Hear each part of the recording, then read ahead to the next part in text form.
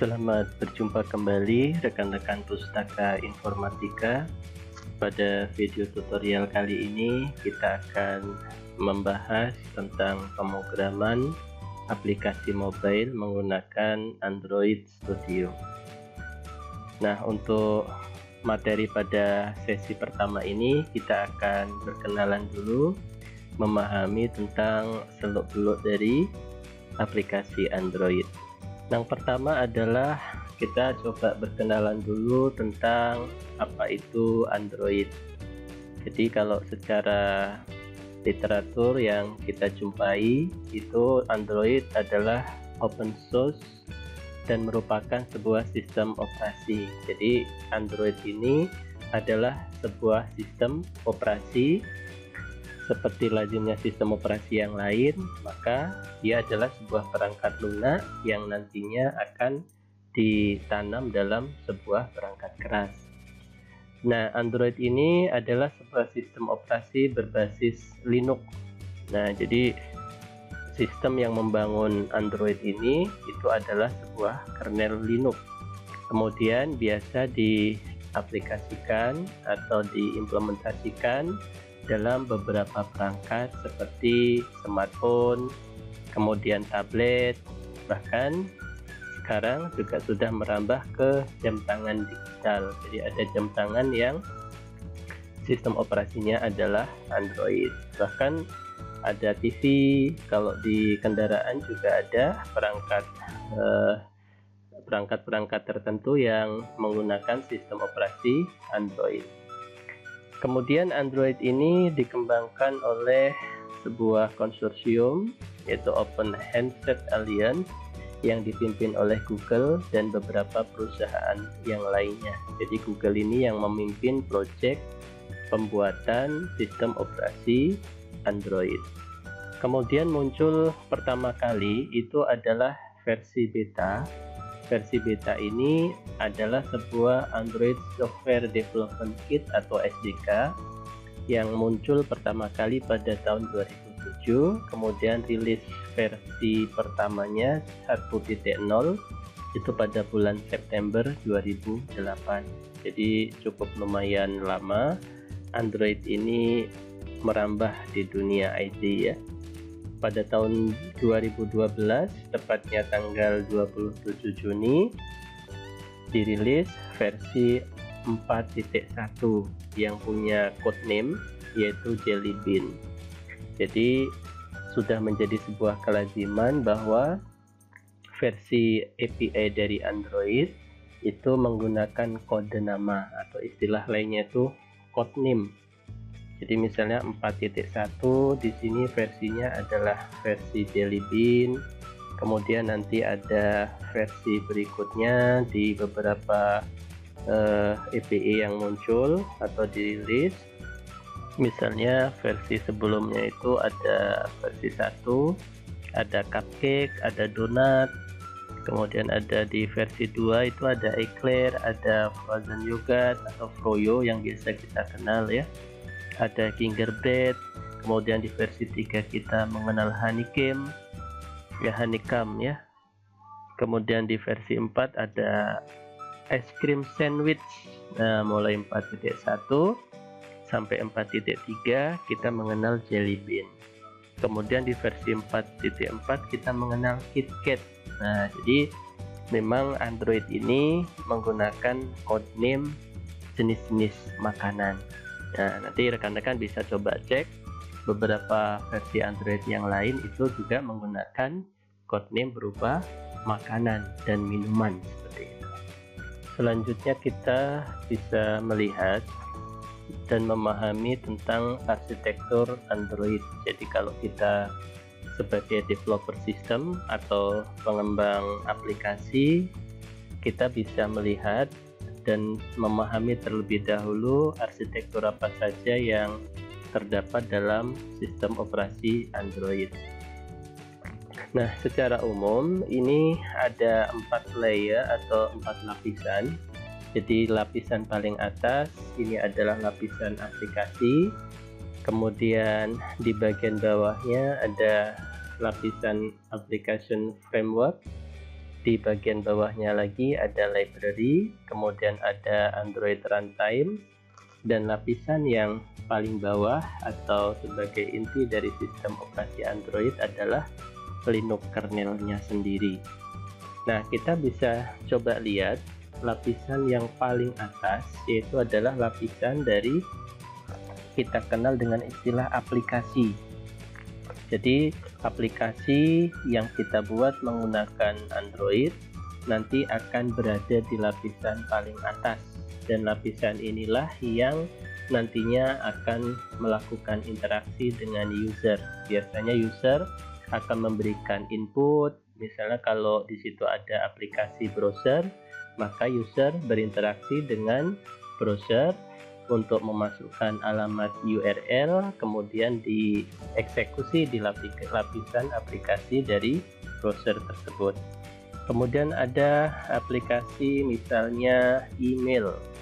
Jadi nanti aplikasinya kita eksekusi atau kita jalankan, kemudian kita bisa membaca pesan dan berkirim pesan melalui aplikasi email. Selanjutnya, setelah lapisan paling atas kita kenal dengan lapisan aplikasi, maka di bagian bawahnya itu ada yang kita kenal dengan application framework. Jadi istilah framework ini sering kita jumpai dalam ranah ataupun cakupan dari sebuah perangkat lunak. Di situ adalah kerangka kerja yang sudah baku. Jadi kita bisa melihat bahwa hampir rata-rata aplikasi yang dikembangkan di dalam aplikasi Android itu menggunakan framework-framework yang ada di dalam aplikasi ini. Misalnya untuk menampilkan TOAS atau dialog, kita menggunakan notification manager misalnya. Kemudian untuk melakukan penyimpanan data yang sifatnya persisten misalnya, kita bisa menggunakan content provider. Misalnya kita akan menggunakan beberapa sumber daya yang ada dalam Android, misalnya apakah itu file ataukah itu gambar, kita bisa menggunakan resources manager dan location manager. Jadi kita menggunakan framework-framework ini untuk membangun aplikasi yang ada di dalam sistem operasi Android. Kemudian nanti kita juga akan ada di bagian bawahnya lagi, di situ adalah library ataupun pustaka-pustaka. Jadi kalau misalnya diasumsikan yang biasa bekerja dengan sistem operasi Windows, di sana kita mengenal banyak sekali istilah DLL. Jadi beberapa fungsi yang bisa langsung kita eksekusi untuk mengerjakan sebuah tugas tertentu. Misalnya untuk membangun aplikasi grafis 2 dimensi maupun 3 dimensi, kita bisa menggunakan library misalnya OpenGL ya. Untuk membuat misalnya aplikasi database, nah nanti kita bisa menggunakan library SQLite seperti itu. Kemudian di lapisan ketiga ini kita juga memiliki sebuah segmen atau bagian lapisan yang kita kenal dengan Android Runtime. Jadi di sini adalah inti dari sebuah bahasa pemrograman Java, karena kebanyakan aplikasi Android dibangun menggunakan Java, walaupun sekarang sudah muncul bahasa pemrograman Kotlin. Di sini kita bisa asumsikan bahwa kode program yang kita bangun misalnya menggunakan Java tadi, itu bagaimana supaya bisa dieksekusi oleh aplikasi, bisa dieksekusi oleh Android, itu adalah ketika adanya runtime. Jadi kalau kita asumsikan dalam sebuah perangkat sistem operasi Android yang ada di dalamnya itu harus ada runtime. Jadi kalau kita punya akuarium, maka runtime itu ibarat airnya, supaya ikan yang ada di dalam akuarium itu bisa hidup. Maka kita menggunakan air supaya ikan bisa hidup di dalam akuarium. Nah, kalau kita asumsikan bahwa aplikasi Android kita itu ada dalam sebuah device, maka aplikasi itu supaya bisa hidup atau bisa dijalankan maka harus ada Android runtime-nya. Seperti itu analoginya. Kemudian di lapisan yang paling inti yang berwarna merah ini, rekan-rekan bisa lihat di situ ada Linux kernel. Ini bertanggung jawab menyediakan layanan dasar bagi sebuah sistem operasi pada umumnya. Misalnya untuk aspek keamanan, kemudian pengelolaan proses ya, kemudian ada pengelolaan file, pengelolaan sumber daya memori, hardware. Nah, semuanya diatur oleh Linux kernel. Sekali lagi, kenapa ada istilah kernel di sini? Karena sistem operasi. Jadi Android itu adalah sebuah sistem operasi. Maka sebuah sistem operasi harus bisa memberikan sebuah fungsionalitas. Bagaimana mekanisme inputnya, misalnya ada keypad drivernya, bagaimana mekanisme outputnya, di situ ada display drivernya. Bagaimana kalau nanti menggunakan kamera, maka harus ada kamera drivernya. Kalau menggunakan WiFi, maka harus ada WiFi drivernya. Bagaimana kalau misalnya terkait dengan power management, maka harus ada kernel yang nanti mengatur bagaimana sistem operasi Android ini memanfaatkan sumber daya arus listrik ini dengan semaksimal mungkin. Jadi secara umum nanti kita bisa melihat bahwa sebuah aplikasi Android itu dilihat dari arsitekturnya ada beberapa lapisan. Sekali lagi, memang dari sisi aplikasi seakan sederhana, kita hanya membuat aplikasi misalnya e-commerce ya yang diakses menggunakan aplikasi Android. Tapi kita bisa melihat aplikasi itu dibangun beberapa lapisan lagi. Ada application framework, ada library, harus ada Android runtime, bahkan ada Linux kernel yang menopang seluruh aktivitas dari aplikasi yang kita bangun supaya bisa berjalan dengan normal atau berjalan dengan lancar. Nah, kita mengenal juga istilah pemrograman aplikasi mobile. Jadi, pemrograman ini ditujukan untuk pembuatan aplikasi di perangkat mobile. Jadi, mobile itu artinya perangkat yang bergerak. Jadi, dari sisi tempat, perangkat ini akan bisa bergerak dengan dinamis. Perangkat ini misalnya ada yang lazim kita gunakan, ada smartphone, ada tab ya, tablet, ada jam tangan, ada TV ya. Ini adalah beberapa perangkat yang memang secara dinamis akan bergerak dari satu titik tempat ke titik tempat yang lain. Dan lazimnya memang perangkat-perangkat ini berukuran kecil, tidak hanya kecil dari sisi ukuran fisik, tapi juga kecil dari sisi misalnya ukuran memori, kemudian ukuran powernya, kemudian ada juga dari sisi ukuran space-nya. Jadi memang aplikasi mobile ini rata-rata digunakan untuk beberapa device yang cukup minimalis, tetapi dengan harapan memberikan performance atau aplikasi yang memiliki kinerja yang lebih bagus. Nah, kemudian pada saat kita nanti mengembangkan sebuah perangkat lunak atau aplikasi, kita juga harus mengikuti tahapan yang kita kenal dengan metode pengembangan sistem. Banyak sekali metode pengembangan sistem yang bisa kita adopsi pada saat kita membangun sebuah aplikasi. Misalnya aplikasi kalau dalam konteks ini adalah aplikasi Android.